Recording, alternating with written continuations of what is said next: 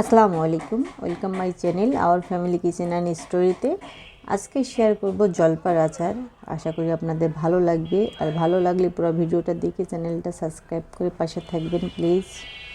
চলেন দেখা যাক রেসিপিটা। আচার বানানোর জন্য আমি এখানে 2 কেজি জলপাই নিয়েছি। জলপাইগুলো আমি ধুয়ে পরিষ্কার করে নিয়েছি, নিয়ে একটা প্যানের ভিতর দিয়ে দিচ্ছি সিদ্ধ করে নেওয়ার জন্য। এটা 5-7 মিনিট কিংবা 10 মিনিট সিদ্ধ করলে কিন্তু হয়ে যাবে। এর ভিতর সব ফেটে ফেটে গেছে। এখন আমি চুলার জালটা বন্ধ করে দিব। আচার বানানো কিন্তু খুবই সহজ, আবার যারা পারে না তাদের জন্য খুবই কঠিন। আমি পানি ঝরিয়ে নিয়েছি সিদ্ধ হয়ে গেলে। এখন আমি এরকম করে ভেঙে নিব সব। তাহলে দেখেন সবগুলো আমার ভাঙা হয়ে গেছে। এখন আমি চুলায় 4-5টা দিয়েছি শুকনা মরিচ, একটু ভেজে নিচ্ছি আগে।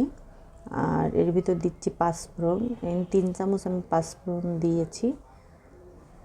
আচার মানেই কিন্তু পাঁচফোড়ন, আর পাঁচফোড়ন না হলে কিন্তু আচার হবে না। আমি হালকা ভেজে নিয়েছি যাতে পুড়ে না যায়, পুড়ে গেলে কিন্তু আচারটা ভালো হবে না, টেস্ট হবে না।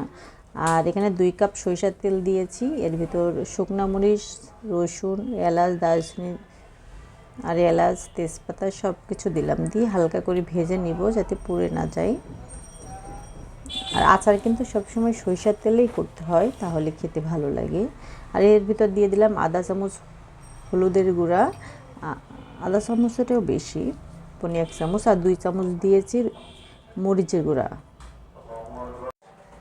ঝালটা আপনারা যেভাবে খান সেই অনুযায়ী দিবেন। আর এখানে দিয়ে দিলাম 4 চামচ কাসুন্দি। আমি আজকে কাসুন্দি দিয়ে করতেছি, দিয়ে একটু ভেজে নিলাম যাতে গন্ধ ভাবটা না থাকে। আর এর ভিতর দিয়ে দিচ্ছি সেই জলপাইগুলা, দিয়ে আমি সুন্দর করে মিক্সড করে নিচ্ছি মশলার সঙ্গে। আচার বানাতে কিন্তু সময় লাগে, আর মিডিয়াম আঁচেই রান্না করব, জোরে আঁচ দিলে কিন্তু পুড়ে যাবে। আর এখানে কিন্তু কোনো পানি ব্যবহার করব না। আর এর ভিতর স্বাদ মতো লবণ দিয়ে দিচ্ছি, বা 1.5 চামচ লবণ দিয়ে দিয়েছি, দিয়ে মিক্সড করে নিচ্ছি। আমার এখানে 1.5 কাপ চিনি লাগছে। আমি প্রথম 1 কাপ দিয়েছি, পরবর্তীতে আর আধা কাপ দিয়েছি।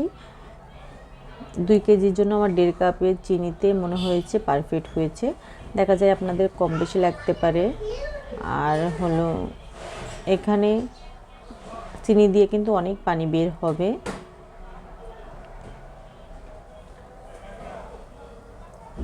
সময় লাগে আচারটা হতে, কারণ এখন সবুজ কালার, এটা কালার চেঞ্জ হবে, অনেক সময়ের ব্যাপার।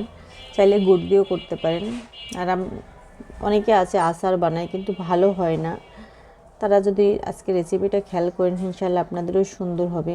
কষ্ট করে বানাইলেন অথচ কেউ খেতে পারলো না, সেটা কিন্তু কষ্টদায়ক। আর যদি কষ্ট করে বানাইয়ে যদি সবাই পছন্দ করে, সেটা কিন্তু আসলে কষ্ট হলেও ভালো লাগে।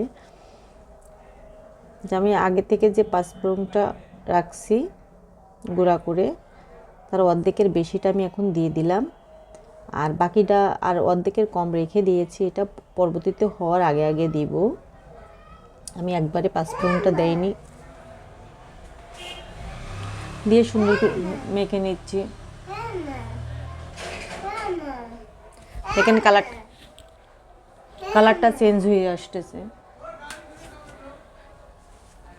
অনেকটাই কালার চেঞ্জ হয়ে গেছে।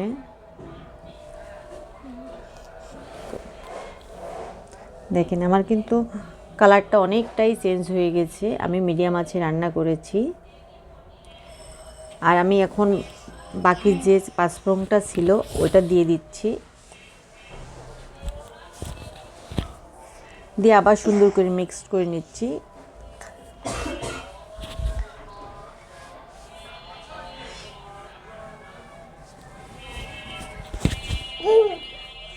আজকে ভিডিওটা কেমন লাগলো অবশ্যই কমেন্ট করে জানাবেন। দেখেন অনেকটাই চেঞ্জ হয়ে গেছে, আমার কিন্তু আচার শেষের পর্যায়ে হয়ে গেছে।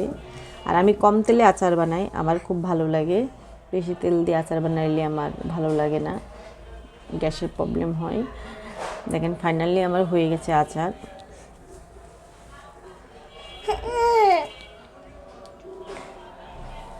দেখেন কতটা সুন্দর হয়েছে আর লোভনীয় হয়েছে।